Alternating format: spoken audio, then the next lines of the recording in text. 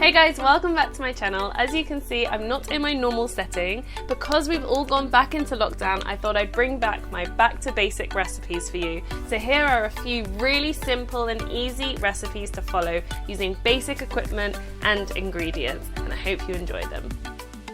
So I know I say this about a lot of things I make, but rocky roads are one of my absolute weaknesses. They're so quick and easy to make, and there's actually no baking involved, which makes me think this is a little cheat for my back to basics, but it really is a delicious recipe and really satisfies that sweet craving. The beauty with rocky roads is that you can be really creative and put whatever you want inside, but this is a great base to start off with. So here I have some dark chocolate. You can use milk chocolate, but rocky roads are quite sweet anyway, so I prefer using dark chocolate just to reduce that sweetness slightly. And into the same bowl of the chocolate, I'm going to put my butter.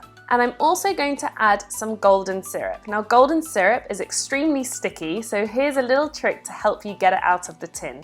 I'm going in with 3 tablespoons, so keep the spoon measurement in boiling water for a few seconds, and then take out a spoonful of golden syrup and it should slide off the spoon straight away because of the heat. If it seems like it's getting sticky on the second, just re-dip it into the hot water, and there you go, 3 precise tablespoons of golden syrup without the sticky mess. So I'm now going to melt the chocolate, butter and syrup all together. I'm going to use a bain-marie, which is a pan of hot water, which is why I've got it in a metal bowl. But you can do this in the microwave, melting it at 30-second spurts. Just keep an eye on it because you don't want the chocolate to burn.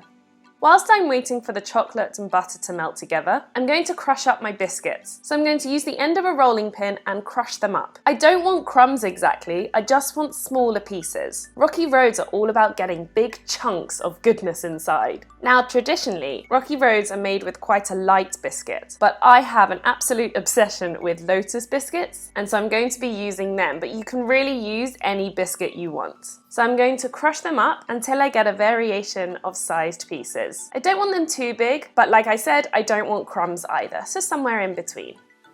I'm now going to go in with some mini marshmallows, and this is the point you can get creative with what else you put in. I'm going to put in a few white chocolate buttons, because I mean, if you're going to make rocky roads, then you might as well go all out.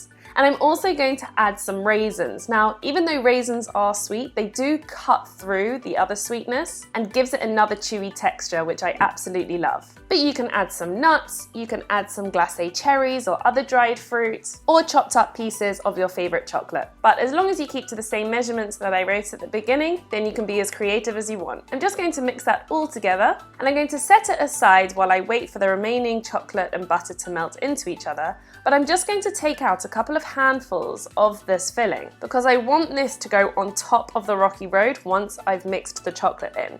This is totally optional, I just prefer the look of this, and I'm going to keep that separate. So as you can see, the chocolate, butter and syrup has completely melted together, and I've let it cool a little bit, mainly because I have white chocolate chips in, and obviously if I go in with hot chocolate, the white chocolate will just melt into it rather than stay as chunks. But really simply, I'm going to pour the melted chocolate all over the biscuits, marshmallows, raisins and white chocolate, and mix that in. At first, it may seem that there's not enough chocolate mix, but trust me, there is. You want a really nice even covering of chocolate all over that filling, so I'm going to keep mixing it until it's completely covered. So I've got myself a small Pyrex rectangular dish here, which is fully greased and lined. This just helps get the rocky roads out after they're set. And I'm going to pour the mixture into the tin. Now you want the rocky roads to be as even as possible, especially if you're going to portion them out. So I'm going to use the back of my spatula to spread the mixture out, especially in the corners. I'm then going to take that extra filling that I didn't mix into the chocolate and sprinkle it over the top. And I'm also going to press these pieces down into the chocolate to assure they stick, because this is now going to go and set in the fridge for about 2 hours because I want it completely solid before I cut it up and serve it. So once the rocky road is completely set, you can unmold it from your tin that you've set it in. And I like to dust rocky roads off with a little bit of icing sugar. This isn't to add more sweetness because we definitely don't need that, it's purely for aesthetics. Just going to remove all the paper and then chop it up into bite-sized chunks. I actually find portioning rocky roads and brownies and other tray bakes really difficult, so I like to separate it up where I can. But as I cut through, I can see that amazing cross-section of the biscuits, marshmallows and raisins, and it cuts through so easily.